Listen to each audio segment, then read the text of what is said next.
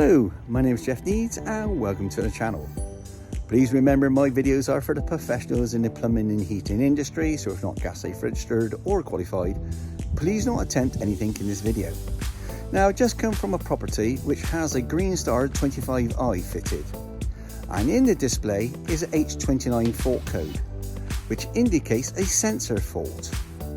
If you look on the display right here, the display is indicating it has an outside weather compensation fitted, but the boiler hasn't, so the problem lies elsewhere. Now, when you look on the back of the PCB, you'll see these two terminals.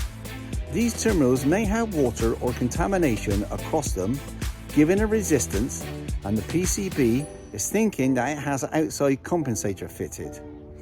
To remove the H29, you will need to turn the power off, clean these terminals up, make sure they're clean and dry, re-establish the power, and then do a factory reset. This video will show you how to do a factory reset on a Greenstar 25i.